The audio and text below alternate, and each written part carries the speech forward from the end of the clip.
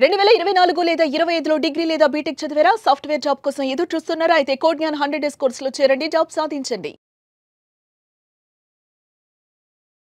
Sample work preparation చాలా major role play చేస్తుందండి. ఇది మాత్రం రెజ్యూమ్లో కంప్యూటర్ వాడటం వెళ్ళిపోవడం కాదు, దాన్ని ఎట్లా క్రియేట్ చేసాం ఆ శాంపిల్స్ అన్ని చూపించాలి అక్కడ. మనం ప్రాజెక్ట్ ఏదైతే క్రియేట్ చేసామో ఒకటి చేసాం అంటే సరిపోదు.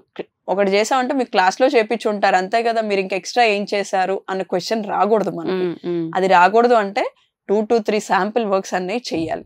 ఆ చేసిన వాటిని మన రెజ్యూమ్ లో యాడ్ చేయాలి. యాడ్ చేసినప్పుడు దాని మీద వీళ్ళు క్లాస్ లోనే కాదు బయటకు వచ్చాక కూడా ప్రాక్టీస్ చేస్తున్నారు. అంటే ఫర్ సపోజ్ ఇప్పుడు మనం ఒక ఎగ్జాంపుల్ ఇచ్చాం, ఒక వర్క్ ఇచ్చాం, దాని గురించి మనం ఇచ్చిన ఇన్ఫర్మేషన్ తో వాళ్ళు వర్క్ చేయడమే కాదు, వాళ్ళు ఇంకా బ్యాక్గ్రౌండ్ లో రీసెర్చ్ చేసి తెలుసుకుని ఇంకో 3-4 ట్రై చేశాకే వర్క్ చేస్తున్నారు అన్న కాన్ఫిడెన్స్ బిల్డ్ అవుతుంది అక్కడ.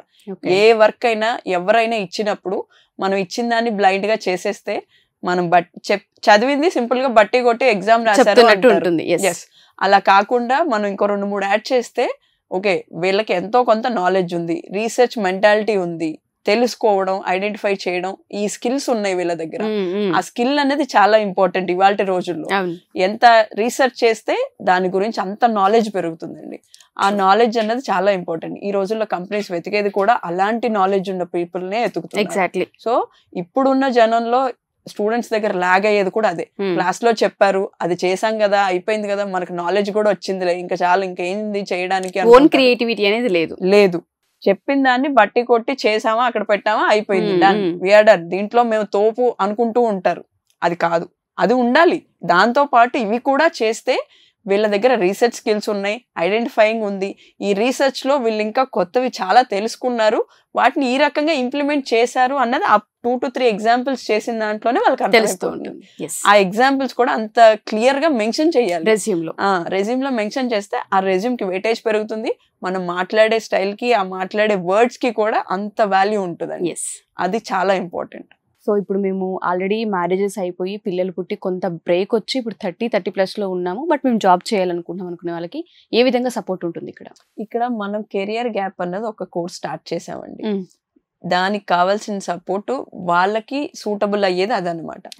దానికి కావాల్సిన ఇన్ఫర్మేషన్ కావాలి అంటే స్క్రీన్ మీద కనిపిస్తున్న నెంబర్స్ కి కాంటాక్ట్ చేస్తే మా కౌన్సిలర్స్ ఉంటారు. ఎవ్రీ డే వాళ్ళకి మార్నింగ్ నుంచి ఈవినింగ్ వరకు అవైలబుల్ లో ఉంటారు. మీరు ఏ టైంలో కాల్ చేసినా రెస్పాండ్ అవుతారు. ఇన్ కేస్ మిస్ అయిన కాల్ వాళ్ళు తిరిగి కాల్ చేస్తారు. కాల్ చేసినప్పుడు మీరు కావాల్సిన డీటెయిల్స్ అడగండి, ఖచ్చితంగా ప్రొవైడ్ చేస్తారు. ఇన్ కేస్ మీకు టైం దొరికితే, ఛాన్స్ ఉన్నప్పుడు కుదుర్చుకుని క్యాంపస్ విజిట్ చేయండి. వై? బికాస్ మనం ఫోన్ లో మాట్లాడింది డైరెక్ట్ గా క్యాంపస్ కి వచ్చి ఎదురుగా కూర్చుని మాట్లాడింది చాలా డిఫరెన్స్ ఉంటుందండి. మనం ఎదురుగా కూర్చున్నప్పుడు వాళ్ళు అడిగే క్వశ్చన్స్ కి వీళ్ళు ఇచ్చే ఆన్సర్స్ కి చాలా క్లారిటీ వస్తుంది. And at the same time మా క్యాంపస్ లో ఉన్న స్టూడెంట్స్ తో మాట్లాడి అసలు ఎలా ఉంది కెరియర్ గ్యాప్ అన్నది, ఎలా ముందుకు వెళ్ళొచ్చు అన్నది వాళ్ళతో మాట్లాడితే వాళ్ళ ఎక్స్పీరియన్స్ తెలుసుకుంటే వీళ్ళకి ఒక కాన్ఫిడెన్స్ బిల్డ్ అవుతుంది. ఓకే ఈ గ్యాప్ ని మనం ఇలా ఫిల్ చేసుకోవచ్చు, వీళ్ళ దగ్గర ఇంత పొటెన్షియల్ ఉంది, వీళ్ళు ఈ రకంగా సపోర్ట్ ఇస్తున్నారు మనకి అన్న కాన్ఫిడెన్స్ వాళ్ళకి బిల్డ్ అవుతుంది. అప్పుడు ఆ కాన్ఫిడెన్స్ వచ్చినప్పుడు వాళ్ళు ఖచ్చితంగా ముందుకు వస్తారు, వాళ్ళ స్కిల్ ని వాళ్ళు బయటకు తీసుకురావడానికి ట్రై చేస్తారు. డెఫినెట్ గా మ్యామ్. సో అప్రోచ్ అవ్వాలంటే ఎలా అప్రోచ్ అవ్వాలి? స్క్రీన్ మీద కనిపిస్తున్న నెంబర్ కి కాల్ చేయొచ్చు. మేము వచ్చి విజయవాడ, హైదరాబాద్, బెంగళూరులో ఉన్నాం. మెయిన్ సిటీస్ లో, మెయిన్ సెంటర్స్ లో ఉన్నాము. తప్పకుండా కాంటాక్ట్ చేయండి, విజిట్ చేయండి, చూసి డౌట్స్ క్లారిఫై చేసుకుని జాయిన్ అవ్వండి. Sure ma'am.